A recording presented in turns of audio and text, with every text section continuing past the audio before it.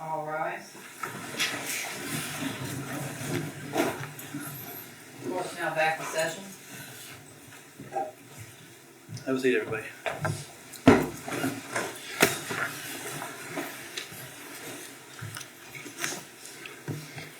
All right, we're going to go back on the record on the state of Florida versus Susan Lorincz. What we're going to do is we'll bring the jurors back in. Before we take the verdict from them, I'm going to read the jurors their instructions upon discharge, which gives the jurors their rights. I hope everyone will respect that. And remind everybody to keep the same calm demeanor we've had the whole trial. Again, I appreciate it. The jurors will pass a note to the bailiff and to me. The clerk ultimately will publish the verdict. Either side wants the jurors polled. Again, we will poll them by number. Okay, and they have their numbers. Let's bring them in.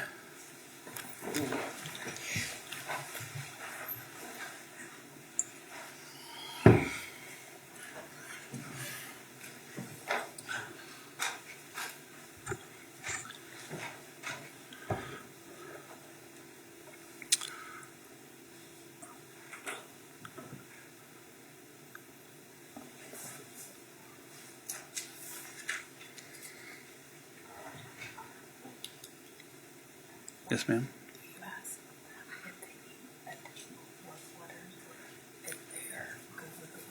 Okay. Yep.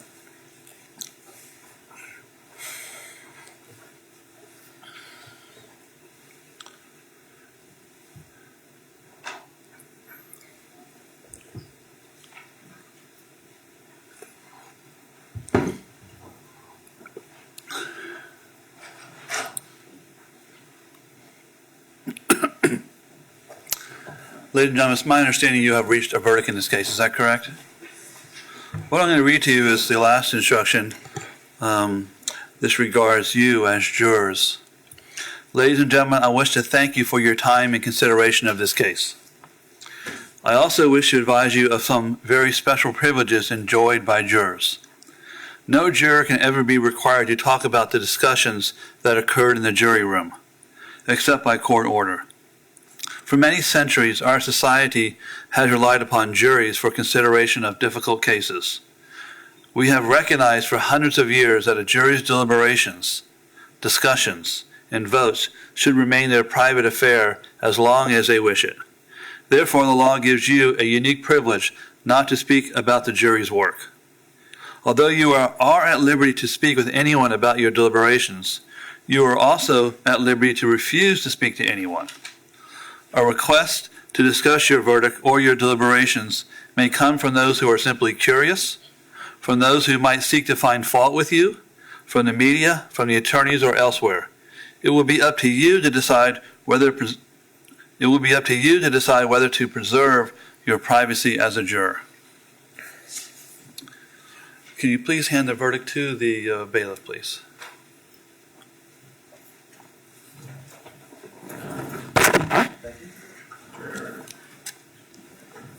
I'm going to have the clerk read the verdict.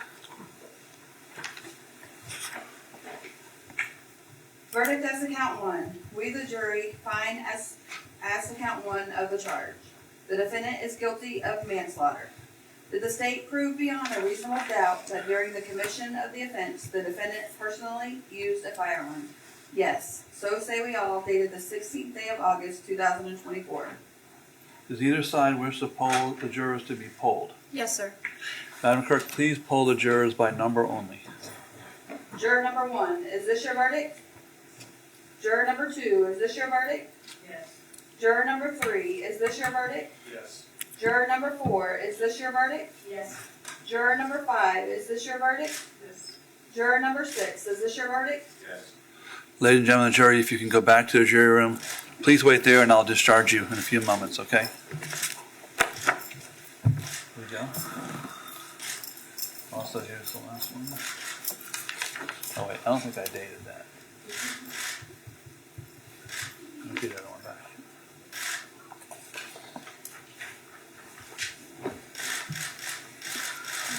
Ms. Lawrence, the jury has found you guilty of manslaughter with a firearm. You're going to be adjudicated guilty of that offense. I assume that sentencing will be at a later date, is that correct? That's correct, Judge. Are you requesting a pre-sentence investigation? Yes, sir. What I'm going to do is have the Department of Corrections prepare a pre-sentence investigation. I'll continue this case.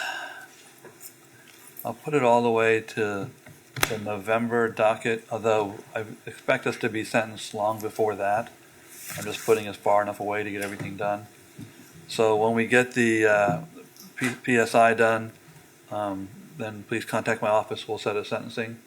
Ms. Lorincz, you're going to be held in custody of the Marion County Jail without bond until that time, okay? Thank you and good luck to you. Thank you, Judge. May we be excused? Yes, ma'am. Thank you.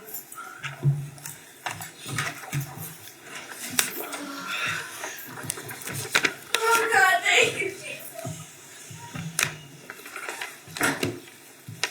I understand, but we also need to go ahead, okay?